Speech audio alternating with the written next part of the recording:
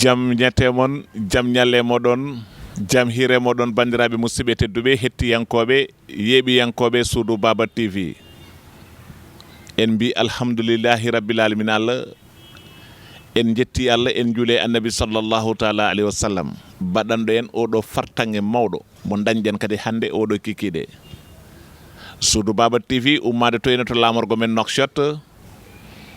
jura jura ha ɗo e nder Kaydi Mbejoro e nder commune mo Kayheydi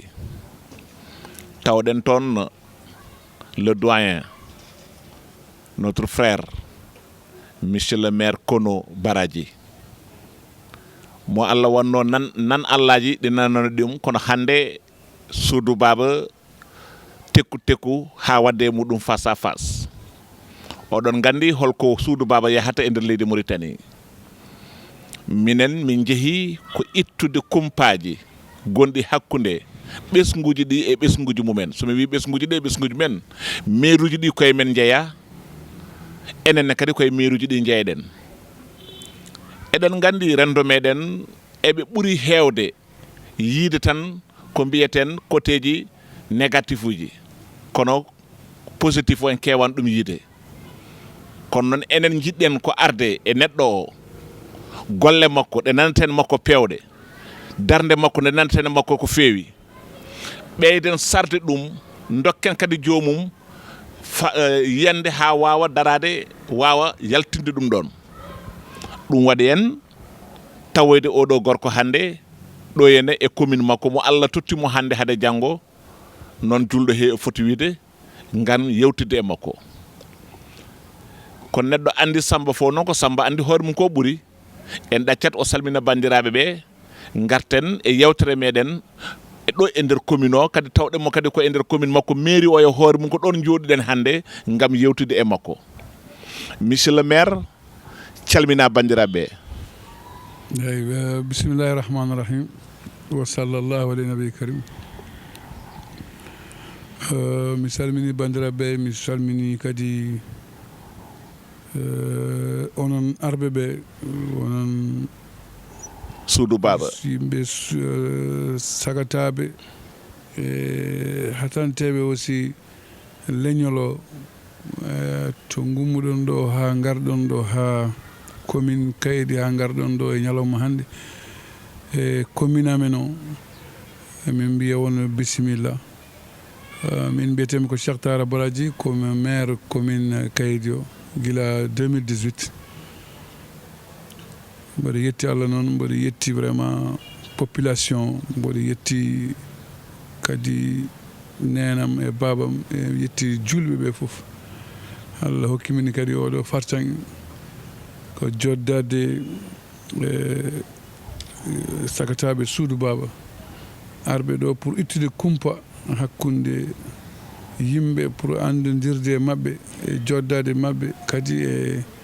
e kadi haalde ko nafata leñol o ko nafata Fouta fof ga ko ɗum waɗi jinnomi wiide on tan ko Allah jarama on jarama on mbiyama kadi bisimilla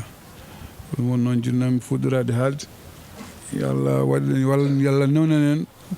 hokka en wadde kadi ko jiɗɗen ko on jarama yo Allah newnanen rokka en wadde ko jiɗɗen ko wadde en mbi amin ya rabbil alamin Allah en beltima monsieur le maire hande so tawi en jimo ɗo henna sa yimo e aya o tan hande a andati ko africain jooɗi ɗo henna a andati ko mourtanajo jooɗi ɗo henna hay sinno tan e ɓornuki ki a andata gorko africain jooɗimo ɗo henna kono en garan ɗon taw monsieur le maire namdal men gandal jiɗɗen fuɗɗorade kono yimɓe gandirno ɗum dillanno koye coftal ɓalli mbiyen sport jogino ɗo henna kanko wonno hoorejo équipe région mo Gorgol walla mbiyen président équipe région Gorgol basket kono ko ɗon dillanno kono ko ɗum andirno kono kadi ko ɗon ɓurno inde mum ɓurno yaaje kono jiituɗen ɗumen e politique ha kono ƴefti lefol mairie holko pusi kono mbele kono ni woppi sport o walla woppi dirigeant mo dirisno club mo Gorgol walla kono omo nawdi ɗiɗɗe fof et surtout ma holko pusi kono e nadde politique mi salminima musidɗo wallahi mi weltima aussi mboɗo wiya kadi alhamdulillahi rabbil alamin mboɗo wiya kadi kala to neɗɗo wawi wonde yo andu tan ko gasat fof ko Allah gasnat ɗum min indam kono fuɗɗiri ko 1982 ha oɗo ñalawma hewɓe kadi gandiri kam ko kono ko dañmi fof mboɗo yetti nenam mboɗo yetti babam mboɗo yetti kadi sernaɓe e jinnaɓe fof mboɗo wi alhamdulillahi rabbil alamin puɗɗirimi ko gila kono 82 puɗɗirimi ɗum koye football Allah waɗi mi rewi hen ha jaami équipe nationale ha finalement juutani kono mi arti mi waɗi concours garmi NFA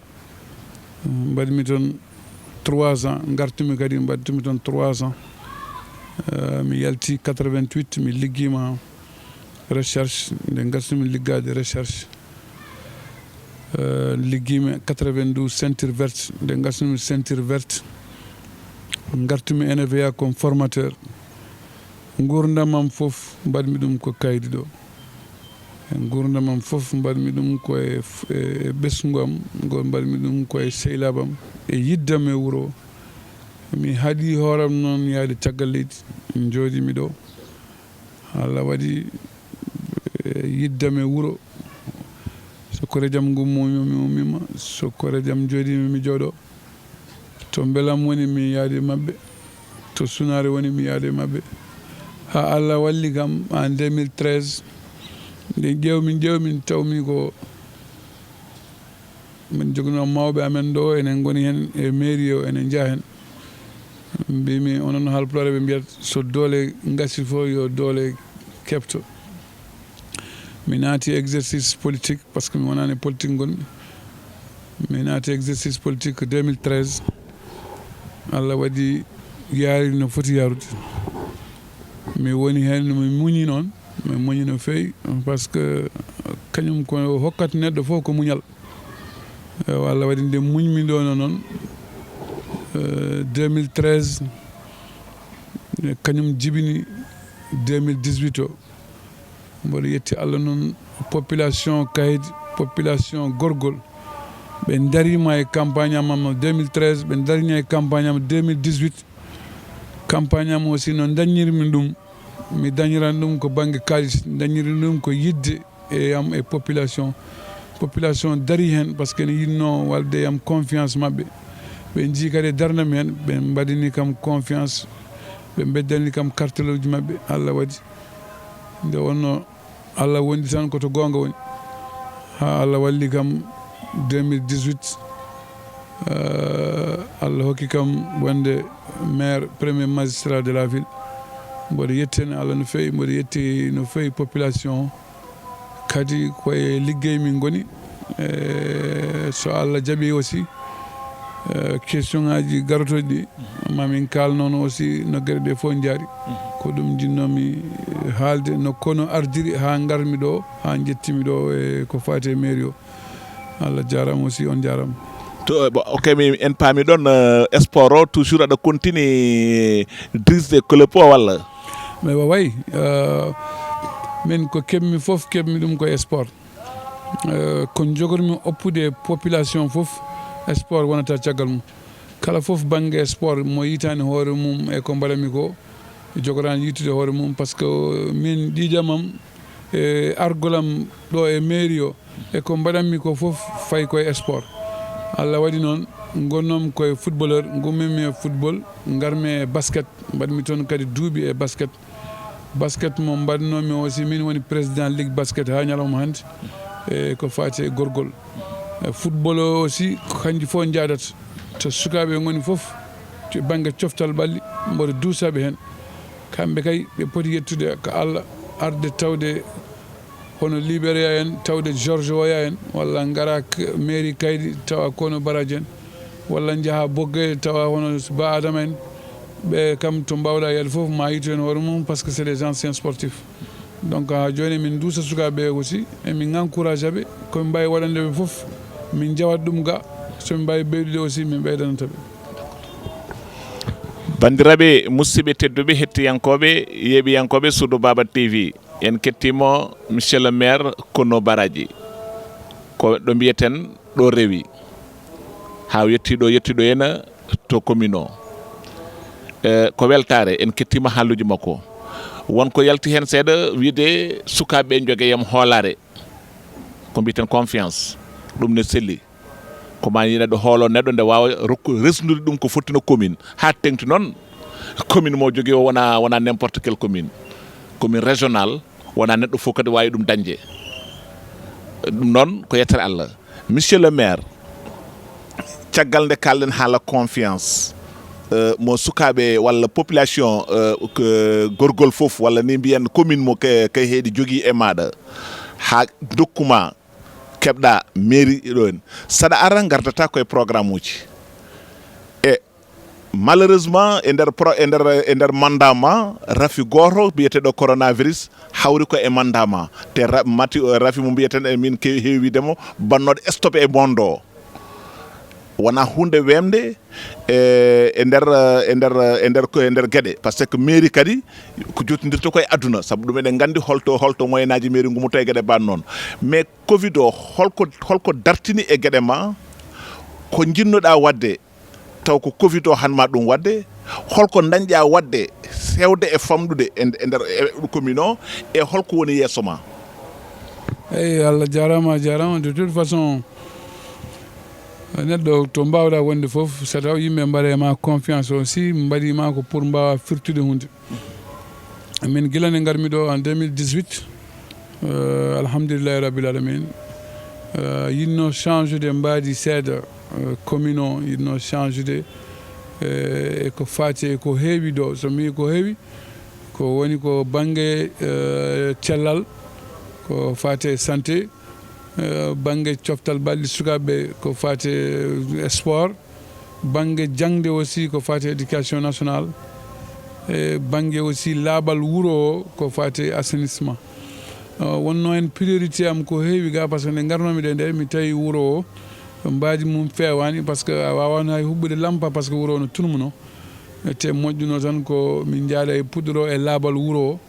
ete kadi min ƴeewa kadi goɗɗum ko wiyete chômage sukaɓeɓe tawde ko sukaɓe gaddi kam e fale ko mi wallaɓe kadi mi usta basal ko fate banggue sukaɓe joguiɓe diplôme aji dañani ligguey donc ko haare mawde gonnomi e dow mum en 2018 mi waɗino prioritaire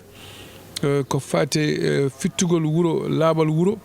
e deuxièmement aussi mi ƴeewa côté santé ko mbawmi wadde hen troisièmement kadi mi usta ko fate chômage sukaɓe kayitnaɓe o sukaɓe commune am foof ewa Allah walli kam noon mi waɗi ɗum en priorité ete koye on programme joni gonmi wadde mi anda noon so taw a hokki kam yamirore pour haalde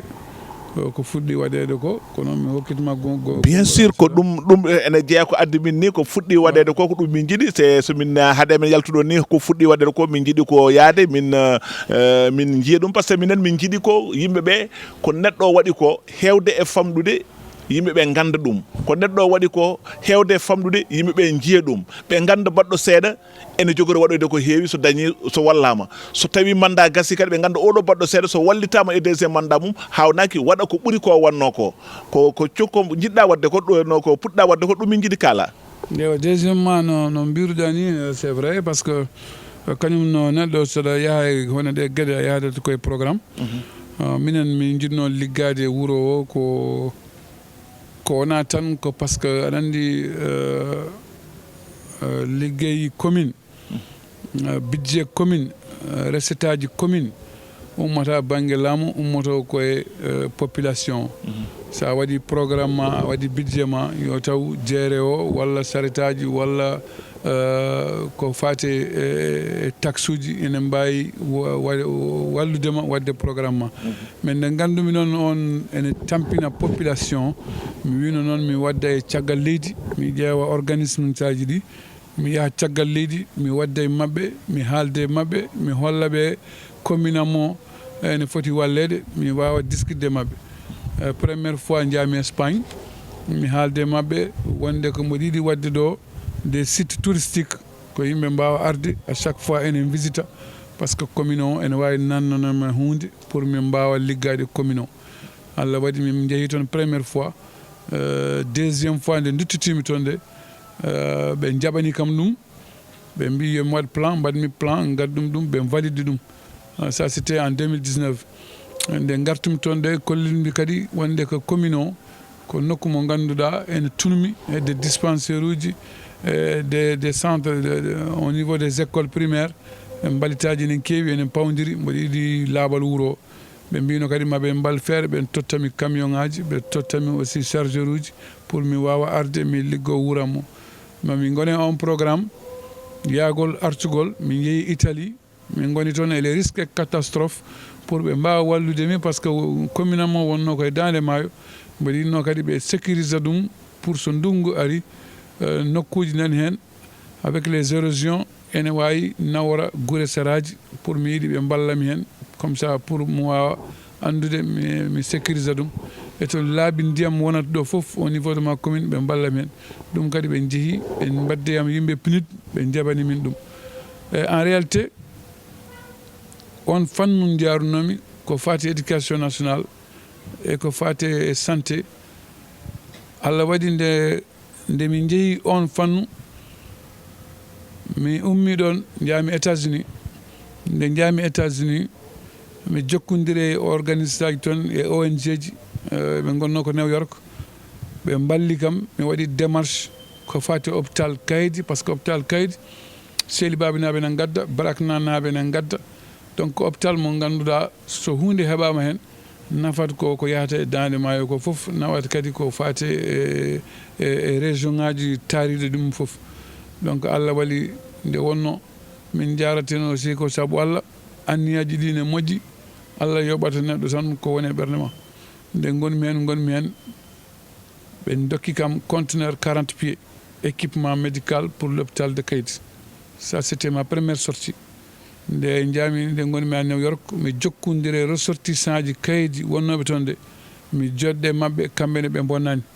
ɓe mbi min tawde mi heeɓi ɗum kamɓe ressortissant ji wonɓe ɗo ɓe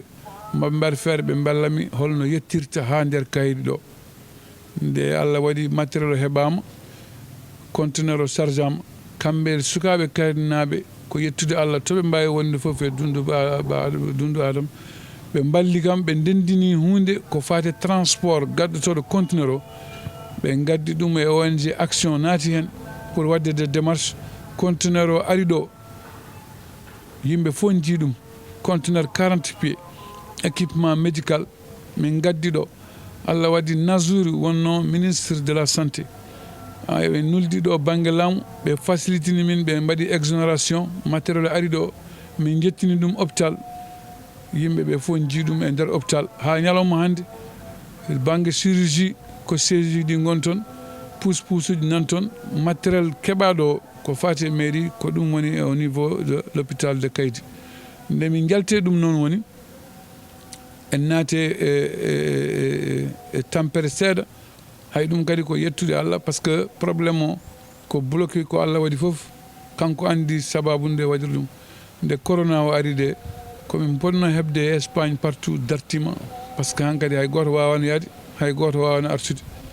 nde min gone ɗum noon min gone ɗum pour yidde liggade wasde kadi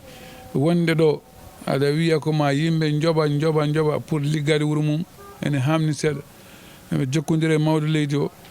mi hollima aussi ko addi kam ɗo ko sukaɓe kaydinaɓe mboɗo yinno wustude chômage les diplômés chômeurs et éventuellement mi wawa fittude wuuro o jaɓani kam ko mbimi ko ɗum ko gila rawane 2020 Allah waɗi o walli kam o hokki kam moyen ngaji o wi kadi yomi liggen sagataɓe temedere e capannayyi e jeetati cukalel mi liggini ɗum en 2020 e nder kaydi ɗo temedere e capanɗe nayyi e sagataɓe jeetati 148 kala fof gonɗo hen ene yooɓe ma won 35 000 ouguiya par mois on kalis 2020 mi liggini ɓen sukaɓe e te kadi ko fate site noir ça veut dire wona hen nokkuji ɗum ittat ɗum ko machine o wi yomi luu machine ngaji e beenuji on nokku ittama troisiéme point ko hebde nokku mo ganduɗa so mbaɗi to ittama so yalti wuuro wawa wonde place dans l'avenir emin mbawi wadde hen ko fate incinération walla recyclage walla enfouissement on place kadi Allah newni ɗum min dañi ɗum e kayit joni noon emin gasni on programme nde onno programme o machallah duwawuji ne jaadi hen mars 2021 nden joddumi kadi e mawde leydi ndi kollumomi o programme ene walla no fewi ene adda deyre e nokkuji par ce que yimɓeɓe ko tampuɓe ene namde liggey waɗiɗi kadi o renouvelanami ɗum kadi o renouvelini kam ɗum o watti wiidemi yomi ƴeftu mi watta e hakkillam e sukaɓe yomi ƴeftu temedere e capanɗe jeeɗiɗi e sagataɓe jeegom kadi ɗum ko 2021 170 encore 176 jeune chômeur ƴettumi ɗum e 2021 mboɗo liggina ɗum ɗum ko plus e 148 o ko 248 o ko l'année passée de l'année passée et 176 o ko 2021 fo hawri 300 et quelque ans 300 depuis 2020 ha ñalawma meɗe 176 plus 148 te kadi hikka emin liggono ɗum emin joɓa yimɓeɓe capanɗe joyyi e won hen momin jobti capanɗe joyyi ujunere won hen momin jooɓi capanɗe jeegom ujunere won hen min jooɓi en fonction ko min dokka ko pour yimɓeɓe mbawa kadi pour wustude basal kadi e ko fate e sukaɓeɓe Allah waɗi oɗo saaha emin jetti Allah no fewi min jetti kadi gouvernement mauritanien e ko waɗani min ɗo ko min profite kadi avec suudu baba ko famdi fof kadi ko yettude Allah ene wawi goɗɗum aroya kono ha ñalawma hande kam so taw ko min haalat kayidi gardo en fof ene andi alhamdulillah kayidi oɗo ñalawma ene waɗi changement changement o heeɓira ko darde e yimɓeɓe fof ko garmi ɗo ko mi tawi wonko waɗa minen mbaɗa hen komin mbawi min ñaagi kala fof julɗo gonɗo ɗo min ñaagi ɗum duwaw emin ɗamini kadi inchallahu ma goɗɗum aroye. bandiraɓe musidɓe tedduɓe hettiyankoɓe Soudou Baba TV en kettima monsieur le maire Kono Baraji discours aji makko ɗi o haali parcours o walla liggey mairie o enen kala saaha so tawi neɗɗo haali enen waɗi hen ko kocceten hen pour yidde wona laɓɓitinde de ala no ko miijoji men kadi dokketen hen saabu ɗum kanko jogui droit laɓɓinde gueɗe makko kono eɗen jogui teskuyaji tan e nde ɗo darde ko gueɗe tiɗɗe ɓurɗe tidde ko ligginde sukaɓe gadan o liggini 148 woni 148 ɓiɗɗo kay heɗinajo walla commune kay heɗinajo o dañci kadi 176 176 ɓiɗɗo kay heɗinajo so fof so waɗama rendinama wonata ko 324 ɓiɗɗo commune mo kay heddimɓe Dior o déjà ɗum tan ko yettere Allah en beltanimamamo ko ɗum woni fandare Soudou Baba ɗum ɗo joni ne gasa ni wonɓe nder ka heedi taw ganda ɗum woni ene gasa taw won wonɓe nder ka heedi taw ganda ɗum ala ko halno mairuji Mauritanie e walla ɓurɗo Mauritanie kadi mbaɗirɗen ɗum ko gueɗe baɗe ni mairuji baɗe ni aɗa andi kam maire kam wawa huccidde e télé ene andi ko aduna fof yeɓata ɗum haala ko wodani te omo andi ɗo waɗi ɗo henna jomum enen guuri mayani donc firti ko jomum kala ko haali ɗo henna ko hunde nde mbawɗen nanguirde ko hunde wonde wadde firti ko fandare men ko jomum ɓeydo tinnade population kadi ɓeydo sembinde jomum wonɓe caggal ɓeede kadi heddiɓe ɓe kadi janggo e jaam mbawa hirde mbatta ko way noon ɗum woni koyɗe Soudou Baba e nder leydi Mauritanie wawde sembinde sagataɓe dariɓe ɓe monsieur le maire wona coupude question ma parce que aussi yino précisde ko fati assainissement ko ko fati kabirje min jogui ɗo moto tricycluji par ce que nde min garat noon de micro seeɗa ha ɓaɗo e min jogono ɗo min dañi ɗo kabirje ko fati laamu min jogui ɗo tricycle uji jeeɗiɗi ene liggo ko fati fittugol wuuro min jogui kadi camion tokoso goto wiyete Dinar oɗo saaha ko dillanmi ko mi heeɓi agence française de développement sodni commune o kadi camion pour ɓe mbawa jogade ɗum pour ko fati laɓɓingol wuuro c'était juste une précision kadi kala fof mo yettani sababu yettata Allah wallahi ko ɗum waɗi mi yinno tan président ɗum ɗum jafoɗa merci non c'est bien kala kay ko jejjiɗɗa kala saaha mo ganduɗa wonko jejjiɗɗa ɗo yinno haalde ɗum aɗa wawi kuppude kam par ce que ko kalta ko woni important ko kalta ko addi min ɗo henna mataw mimi heewa haala tan kono noon ko an sohla e nder haalluji ɗi ɗum noon bandiraɓe musidɓe tedduɓe hettiyankoɓe yeeɓiyankoɓe Soudou Baba TV en kettima monsieur le maire a haali ɗo henna gueɗe kewɗe et surtout ma won gueɗe kadi ɗe kalɗa ko laamu e hoore mum walluma mawɗo leydi o walluma hen sen paami haala ka te an ka opposition a wona ko parti mo ganduɗa wona parti gonɗo e pouvoir holno yimɓe mbawi famir ɗum ɗon par ce que ene hewno parti ji no wiyetno mairie ji opposition ɗi jogo caɗele ɗi goye caɗele a hewata nande ɗo ɓe mbiyata laamu walli kam e gueɗe ba noon ɗum ɗon bon hande Kono Baraji en tant que opposition nana haala gueɗe ɗe ganduɗa kadi ko laamu waɗi hen juuɗe muɗum. Voilà, mais je te remercie pour une petite rectification parce que nous sommes dans une majorité présidentielle. Ah d'accord. Donc ce qui fait qu'on a opposition peut-être non birdoni. Voilà. Mais nous sommes parti pouvoir. Mais on no yari tan yari non. Mais kadi no biru minitan. Liggotoɗo ko liggotoɗo tan hono min hooram gonɗo commune o neɗɗo to mbawɗa wonde fof to mbawɗa yaade fof min ko woni kam important ko développement commune o sa yiɗi gona Samba sa yiɗi gona ma Demba min kala fof gardoyam aɗa hollami développement wuuram o ko nawata commune am yeeso mi dusatma hen min noon ko wonko mettino kam tan nawi kam kono kadi mboɗo andi somi yiɗi liggade leydi ndi somi yiɗi liggade commune o moƴƴi ko mi hokka junggam e laamu walla mi e ko yahete ko surtout ko tawmi yesam ko hunde mo ganduɗa ene tiiɗi seeɗa ete kadi no haalpulaar ɓe mbiyata ni tan o fonti laami ɓuuri felli laami joni noon mboɗo yaadi hen mawɗo leydi o sa yi eɓe dokki kam kadi junngo c'est parce que ɓe ndi ko dardam ɓe ndi kadi komi yiddam e wuro eɓe mbaɗi yam confiance eɓe nganndi kadi population ne waɗi yam confiance eɓe jiiɗi kadi walludemi haa mi wawa respectude engagement e population e yiide e maɓɓe e yam min haɓe pawa yam confiance eɓe jinno aussi ko oɗo ñalawma ɓe tawa kadi koɓe mbi ko ɓe tawrami hen alhamdulillahi noon enen fof ndendi sago garɗo ari mo arani hen ene mbaɗa hen duwaw Allah yettini ɗo to yetti ɗo mamin garoya min mbaɗoya bilan min ganda mais pour le moment emin jettini Allah no fewi te kadi le gouvernement o mi wonde e mabɓe mi wondani e mabɓe oɗo ñalawma kam eɓe ballami e ko fati développement commune amo oɗo ñalawma gouvernement mi wonda e mabɓe mi wasa wondude e mabɓe e oɗo ñalawma kam eɓe ballami e développement commune e nder haalande makko aɗa faama hen wonɗo wiyata kanko o wondaka x ou y o wonda ko ballomo e développement commune makko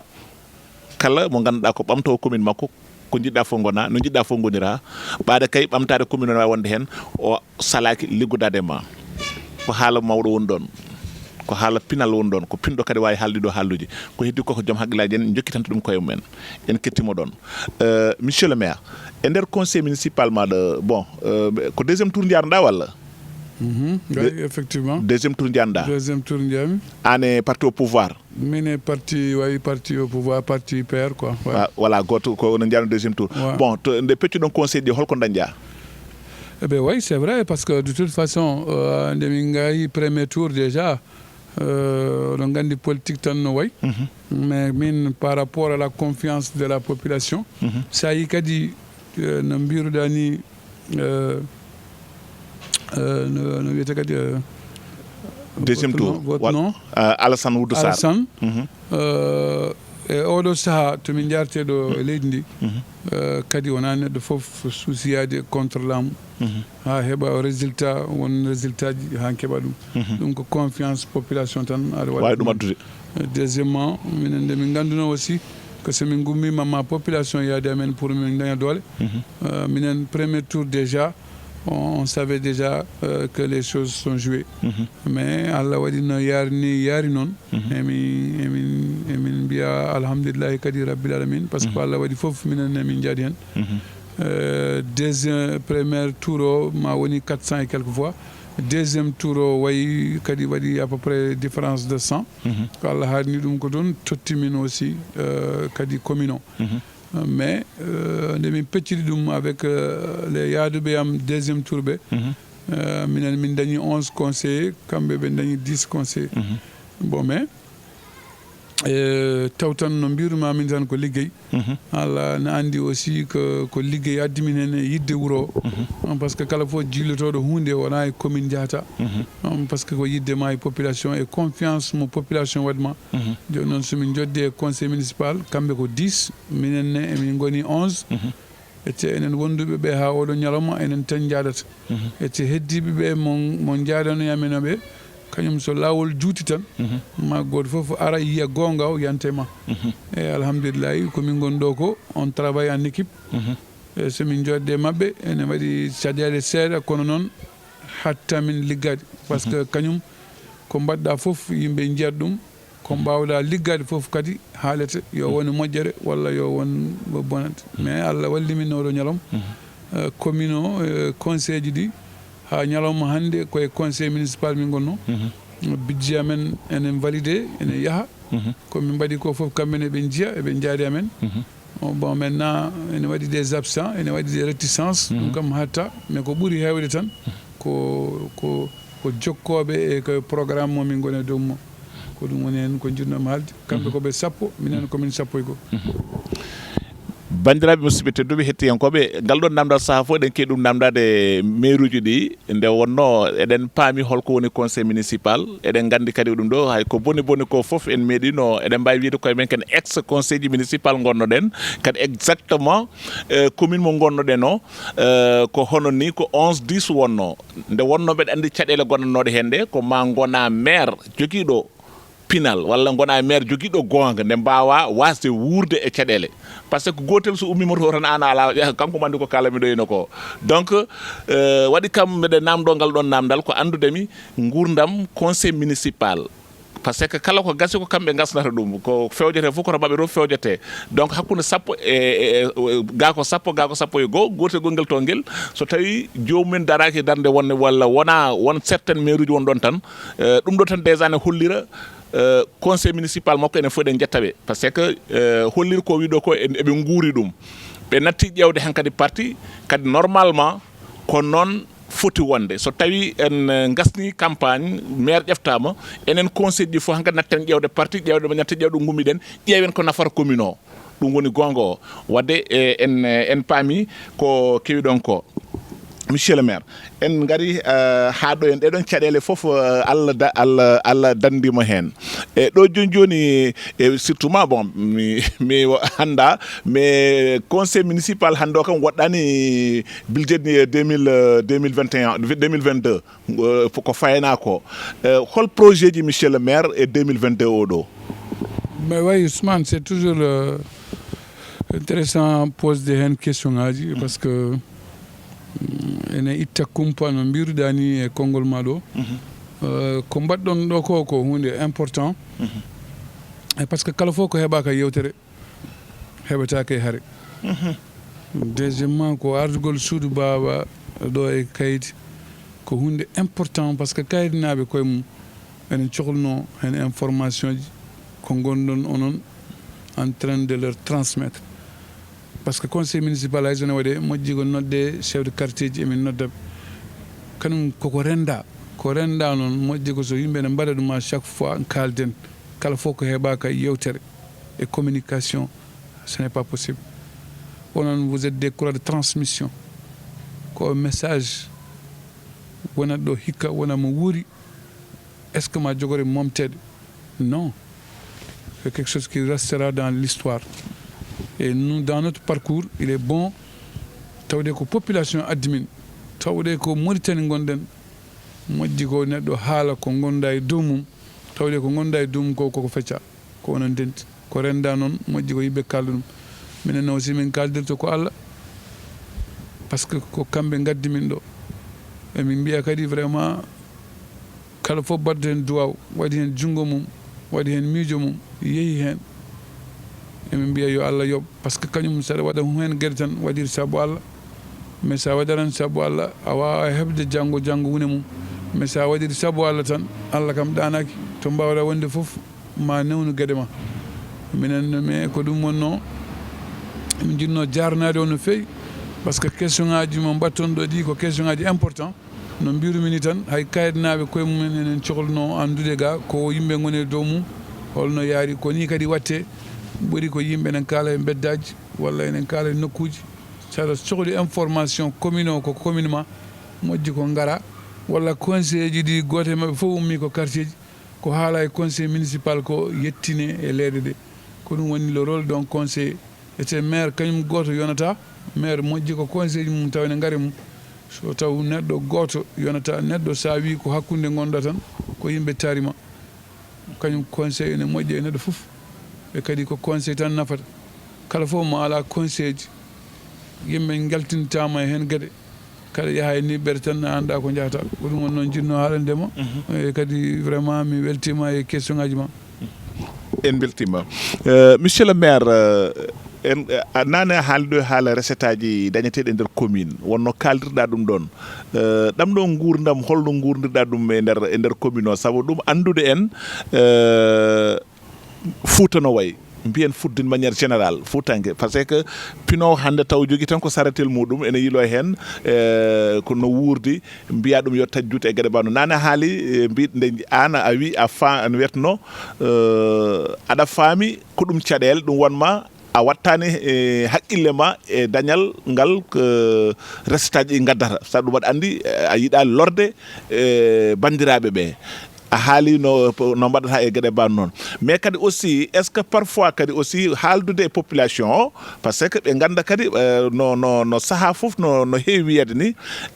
andu foddema wat foddema nde namdoɗa droit ji ma fais ton devoir avant de réclamer tes droits hein est ce que moƴƴani kadi aussi saha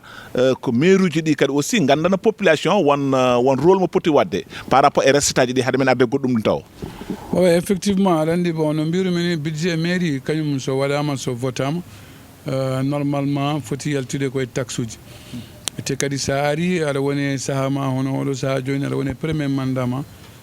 tawi hen situation population wownama ɗum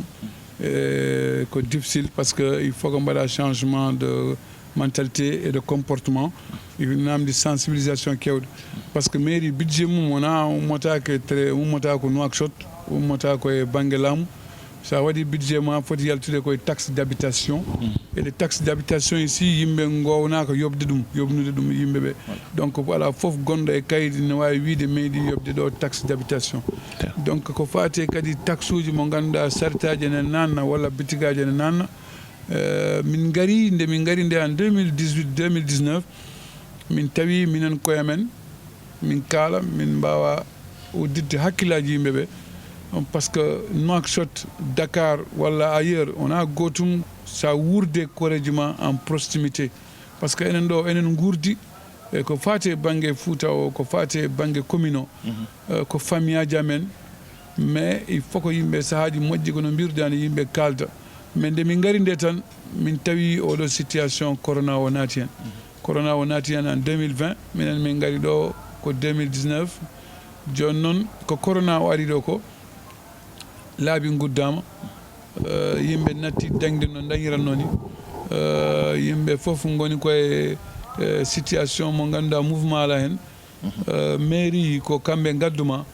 won comportement han kadi an hoorema foti famde no baddata e no ballodirta e ɓesgu ngu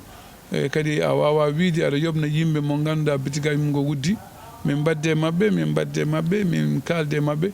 kala fof ponnoɗo yobde hen hunde min mbaɗa feere kam min jobna jomum feccere par ce que golle ngala comme les gens aussi vivent de l'informel moyen ngaji ngala mais population kañum namdi ko pinal namdi no mbirumi ni tan ko yewtude mabɓe sa heeɓi joni no mbirunani ni min mbaɗino commission goto on commission avec l'appui d'une ONG légal fof ɓe jaaha soɓe jodde légal o ɓe namdo ɗumen holko woni miijo mon holko patɗon e mairie holko mairie faadi e mon c'est important yimɓe joddi kaldi ɗum onon mawo mbi min jiiɗi ko pittanon min wuuro o min jiiɗi ko mbaɗanon min ɗum minenne mairie o min jiiɗi ko onon noon ballon min e yobde taxe uji mon so jooɓi taxe uji mon minenne ko jiɗɗon komin mbaɗa on ɗum e ɗum foof foti heɓirede ko yewtere onen kam alhamdulillahi oɗo mandat ene waɗi ɗo Allah waɗi hen sutura par ce que ko doganta ko foof ko poɗanta ko foof an aɗa yiilo Allah ne yiilo minenne min jinno wadde ko heewi mais Allah addi corona o kanko andi no ardiri ɗum minenne min jaɓiri golle Allah kono alhamdulillahi hay ko corona o ari ɗo ko tawde eɗen guuri alhamdulillahi eɗe celli e kala fof aussi mo corona o nawiri emin ñaagui joomum min mbaɗini joomum duwaw e kadi emin gandi ko wona hunde webde wona kadi waktu mo ganduɗa yimɓe ne mbawi liggade hen no jiɗiri ni kono noon alhamdulillahi won komin mbaɗi hen e population aussi eɓe keeɗo min komin kalata eɓe jiiya kadi komin mbaɗata par ce que kala fof ko mbaɗɗa so taw yimɓeɓe jii ɗum enen gandi aussi ko nafoore kamɓene ɓe cofta kadi walludema e liggey ma d'accord ɗum noon bandiraɓe musidɓe tedduɓe hettiyankoɓe yeeɓiyankoɓe Suudu Baba TV émission men hankkadi woni koye celtirɗe ɗe en maire en kaali ɗo haala covid 19 coronavirus e caɗele ɓennuɗe foof kadi ɗo joni eɗen mbawi wiide ni ha hande corona ne heddi taw e surtout ma ɗeɗo balɗe kadi ɓe gaddi vaccin mo ganduɗa sukaɓe à partir de 12 ans ne poti vaccinade hol programme mo commune o ƴeftan ɗum par rapport e vaccin mbiyaɗo o e par rapport kadi aussi ko wiyete gasane ha hande e nder aduna o e nder programme uji commune o holko ɓe kalata surtout commune o min mbaɗi programme effectivement no mbirumami ni tan kañum ko min nde ko ɓurmi yidde famde ko fati vaccination ko wawde sensibiliser les chefs de quartier les pères de famille par ce que ko ɓesgu men il faut que sensibiliser ɓe no fewi par ce que gorgol ɗo mi remarque en tant que maire ko onon koye mon ɗo nganndi nde vaccin aji ɗi puɗɗi nde yimɓe woni heen mbaɗi vaccin ji ɗi woni heen mbaɗaano par ce que enen kulnooɓe wiyano vaccin ji ɗi sa waɗi ene yaha ga ene arta ga nde yii haa ɓamti nde yimɓe ɓe cofti waɗde ɗum woni heen waɗɓe vaccin premier vaccin o woni heen jetti Johnson ɓe mbino ko pour laawol gooto alors que Johnson o ardunoo ko pour yimɓe wonɓe nder ladde ɓe mo ngannduɗaa keewaani arde wuro walla jottaako ɓen kam min dokkaɓe on fannu pour ɓe mbaawa vaccineeje laawol gooto pour to ɓe mbaawi yaade fof Allah danda ɓe heen mais min remarqué a kayidi ici woni heen waɗɓe vaccin gooto mbattani deuxiéme o et le pourcentage n'est pas élevé emin ñaaguino noon à travers le micro à travers ces messagers de Soudou Baba oɗo émission Allah andi tan no yimɓe ɓe mbawi yoɓirde ɓe par ce que ko hunde mo ganduɗa weeɓani par ce que oɗo Soudou Baba vraiment ko yettude Allah kadi emin ñaago Allah kadi yo Allah hokkuɓe gurdam e cellal kañum oto ɓe ɗamino neɗɗo ko Allah yoɓata ete kadi koɓe goni dow mum ko koɓe jokkat ɗo ennam ko ma Allah yoɓɓe ete message uji momin mbiyata ko eko fati corona ko yimɓe ɓe yo jaltum vaccine o pour rentade par ce que kañum ko Allah renata kono jomumen kadi gandi wonɓe caggal leydi balli min e vaccin ji ngari won hen nokkuji taariɓe en jomumen joni jarte ko 4 vaccin sa waɗi goo aɗa wawi kadi ɗo e 5 mois mbaɗa 2 mbaɗa 3 mbaɗa 4 mbaɗa 5 ko pour rende hoorema Allah waɗi kadi sukaɓe men joguiɓe 12 ans kala fof galle mo cukalel woni hen ene jogui 12 ans mairie o ummini ɗum hannde min mbadde batuji e chef de quartier ji ɗi pour yo mbawi noddude leyɗe ɗe fof ɓe jojjinaɓe sukaɓe 12 ans ɓe yo mbaɗ feere ɓe vaccine o emin puɗɗo campagne o à partir de janggo ɓe vaccine sukaɓe fof kala fof badde première dose o mbatta deuxiéme goto fof wawa rende hoore mum par ce que min gandi yimɓeɓe ko haala ka ɓuuri golle ɗe par ce que ko yalte e kesuji ɗi ko yalte e ordinateur uji ko minen ɗo joni min jaari 27% firti ko yimɓe pingaki taw ha ko heewi mais min ɗamini noon oɗo situation tawɗo yimɓe ji corona o fuɗɗima bamtade emin ɗamini yimɓe ɓe jaltan no feewi pour min mbawa yettade 75% nde min kalde yimɓe ɓe hannde kikiɗe ɓe jettini min laayitu wonde soɓe duttima maɓe noddu yimɓe ɓe kala fof mo vaccinaki jomum vaccine o kala fof badɗo goho waɗa ɗiɗi kala fof waɗa ɗiɗi watta goɗɗum ete kadi vaccine ji moɓe gaddini ɓin ɗin de koko sooda ko kalis ha heewi wawa addede tan ene mofte moƴƴi ko yimɓe kutoro ɗum ko ɗum jinnomi haalandema jaafoɗa d' accord en pamirɗo henna hankkadi émission men ko gasi ha laaɓi ne jeeya e konnguɗi men battidiɗi ɗo henna en kettima monsieur le maire ko haalɗo e surtout ma ko vaccin kalaɗo o bandiraɓe yooɓe tinno ɓe mbatta haqqillaji men à travers Soudou Baba ɗum woni darde muɗum hirjinde bandiraɓeɓe e surtout ma sukaɓe men ɓe paamen sukaɓeɓe kadi ɓaade ko kamɓe jahata école aji ɓe garta ɗo henna so tawi ɓe vaccinani e ngala sécurité donc ɓe jahat école ɓe gartit toon kadi rafi o ene wawi nanggude cukalel ngel supporte rafi o mais ara e mawɗo taw mawɗo wonde won certaine rafiji ko wayno japeten ko wayno eko wayno nde wonno jiwde e haraleɓe kalni hen ɗum ɗon cukalel ngel itta ɗum ladde adda ɗum toon cukalel ngel wonda hen ha sella ala probléme ɓaade ko cukalel ɓanndude kaɓirɗe mum ene mbawi sipporɗe ɗum ɗon mais mawɗo bammakko walla taniko mo tawi ɗo no so totti ɗum ene wawi heddade hen ɗum noon enen ko enen cembinta sukaɓe nawen sukaɓe men école nawen sukaɓe men jaaha vaccine o hen ɗum mbatten haqqille monsieur le maire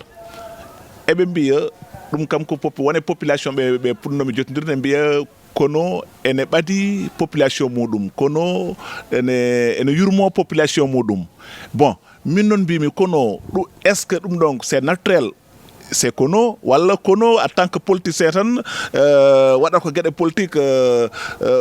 ɗo politicien kewi wadde ni so mbiɗa wona e mandat yam mi weeɓa kala garɗo yam mi ɗumin ɗum mais so gasi hankkadi somi ɗamtinima mandat walla mi ɗamtinima hankkadi nattude wadde politique tan mi rutto e jikkama ɗon holko kono wawi haalande ɗon est ce que ɗum no c'est naturel c'est wonen gueɗe bon moƴƴani min horam mboɗo haala par ce que son jeeyi onon koye mon kon joom hakkillaji ay kañum woni hen gueɗe no mbirumi on ni tan ko woɗɓe poti haalde ɗum min gurdamam e kaydi ko yettude population wallodirde population mo e kadi toɓe gummi walla toɓe jecciti fof ɓe tawa mboɗo woni sara mabɓe ko ɗum woni en nafoore men te kadi mi wawa wiide kadi wonen politique mboɗo waɗa ɗum e ñalawma hannde wadde politique haɗa funta koreji ma kañum ɗum ko dogdu dow ɓalal juutata wona hay dow huɓere ko dow ɓalal dow ɓalal juutata kadi min yiddam e wuuro o yiddam e famille am o wona politique mi yiɗani ko bonna ɗum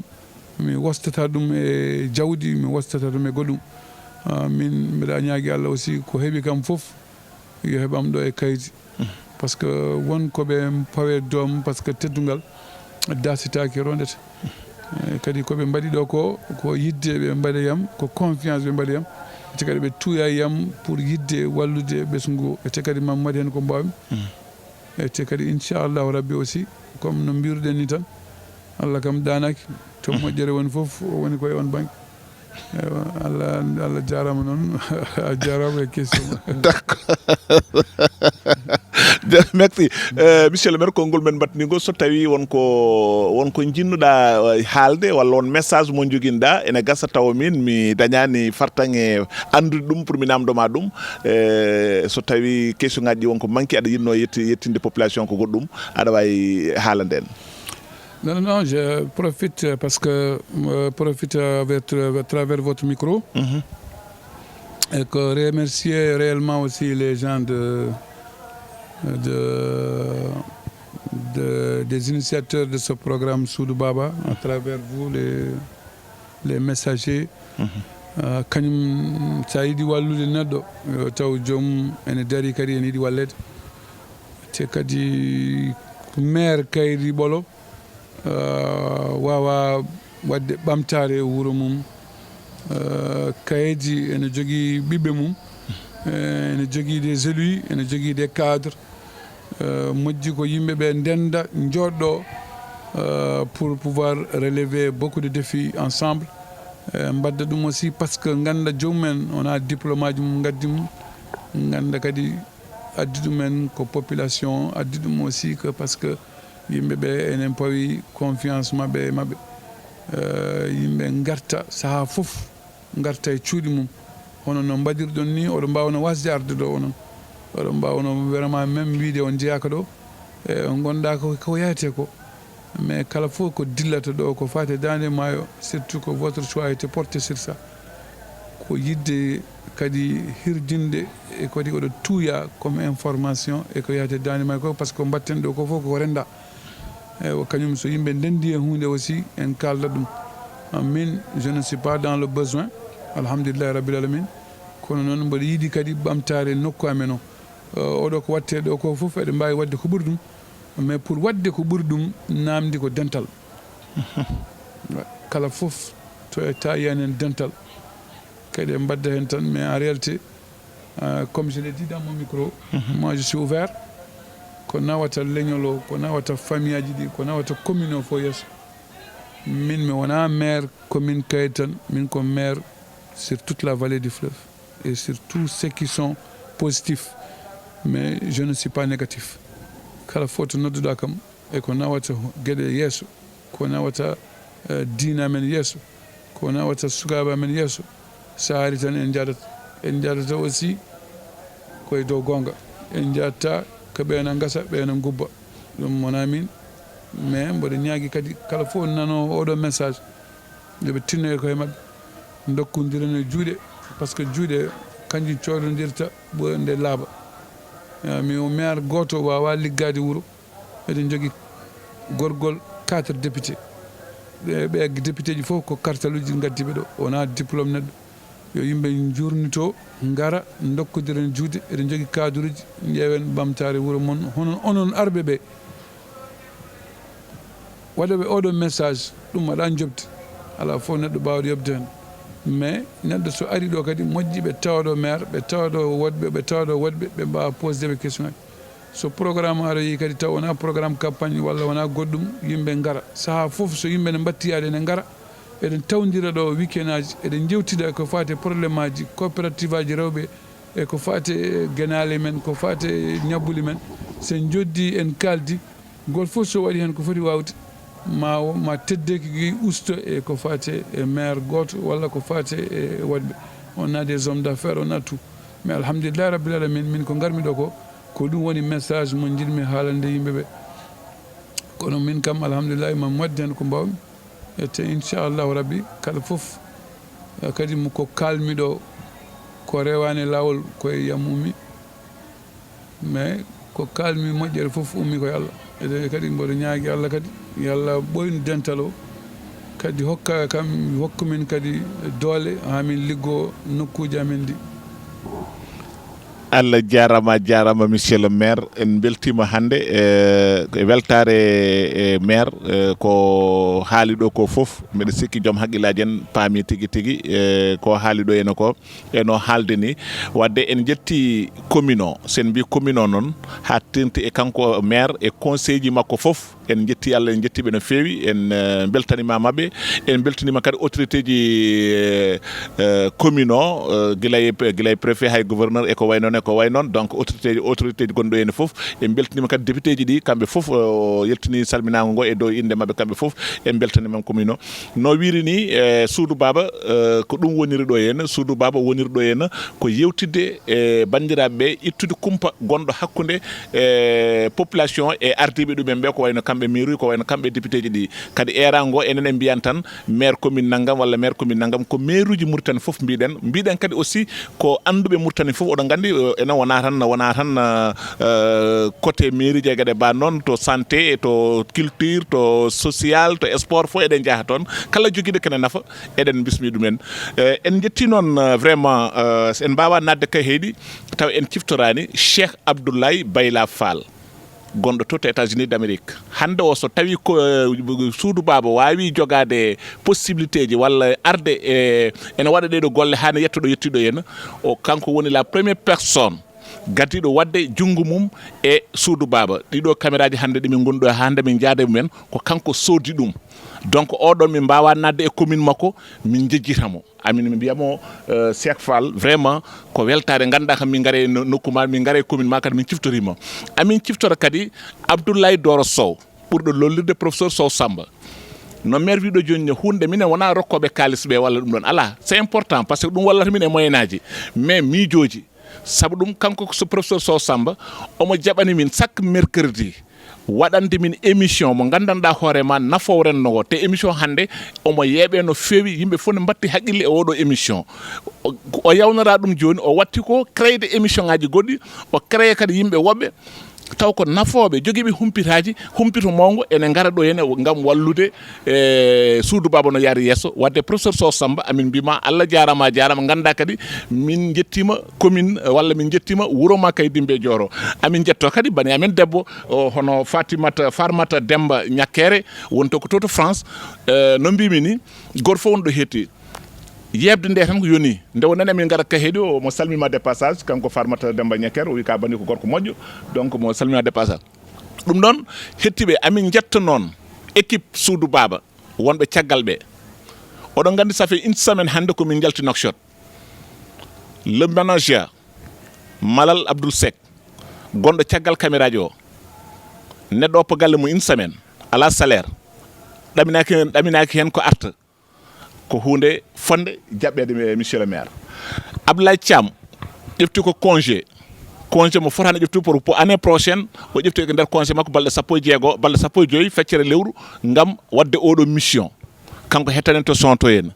ɓe ganduɗa kadi ngala hen salaire ko yidde ɗumen tan ɓenne kadi poti ko yettede ɗum noon bandiraɓe amin jetta kadi aussi rewɓe wonɓe caggal mabɓe saabu ɗum accude gorko ma ne yaaha o ganduɗa alana ɗum gartam artana gartata sac maro goppa hen gorko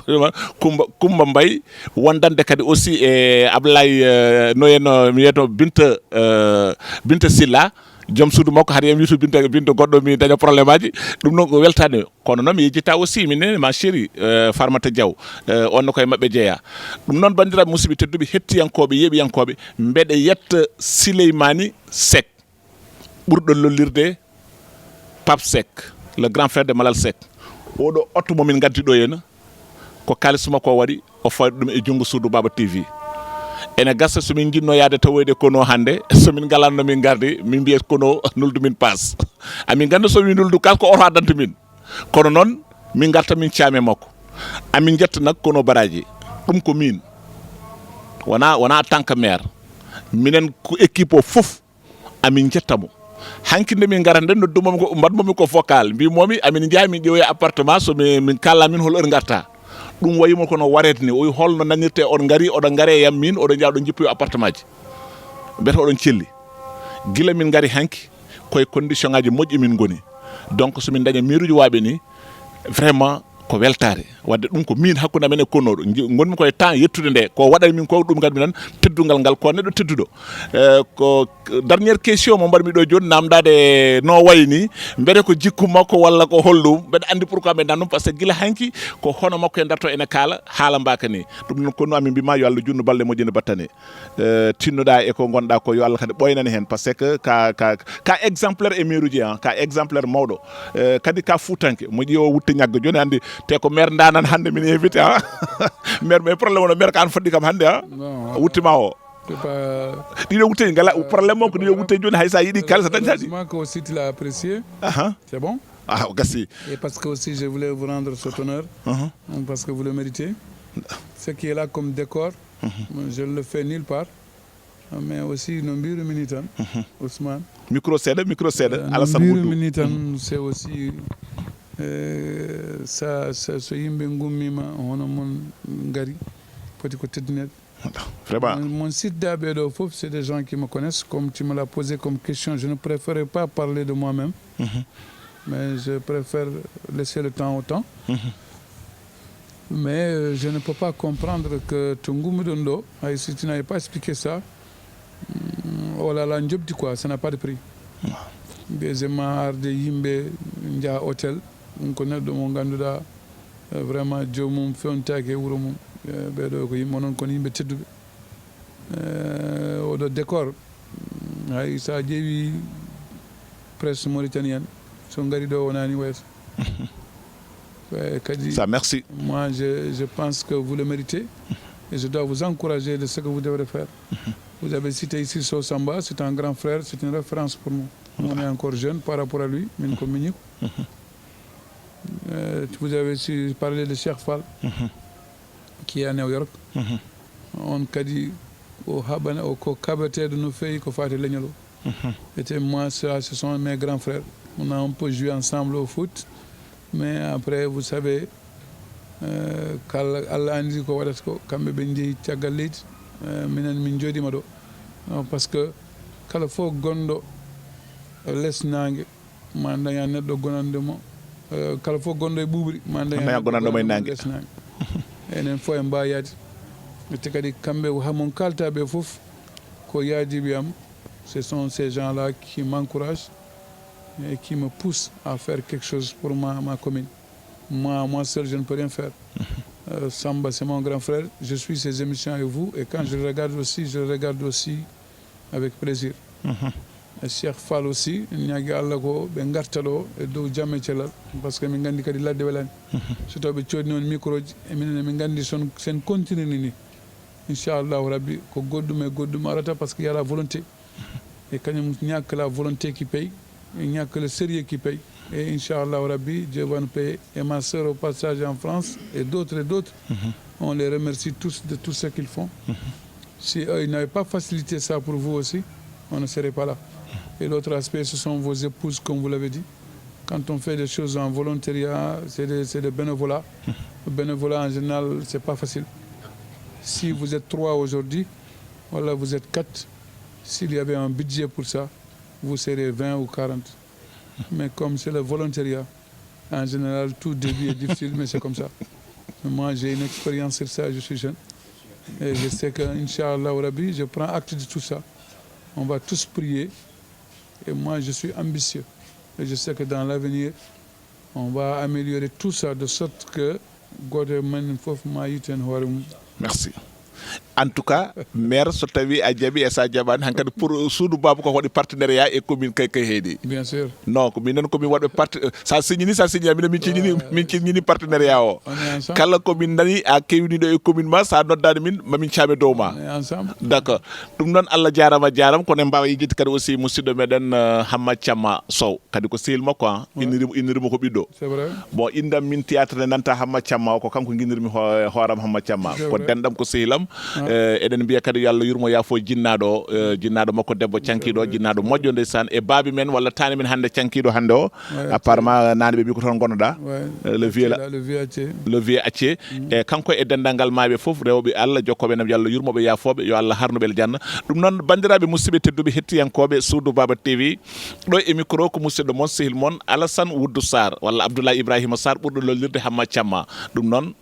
ɗo e kahe dimbe joro hakkude meɗen e monsieur le maire Kono Baraji en jetti Allah yo Allah rokken kadi wattude ni kadi e oɗo saaha ko ɓuuri yawde hakkude meɗen kadi e maire uji keddiɗi hakkude men kadi e murtannaɓe ɓe bandiraɓe musidɓe tedduɓe yo jaam ñallu yo jaam waal yo jaam hiir tugnade e aduna on way yarude ni hen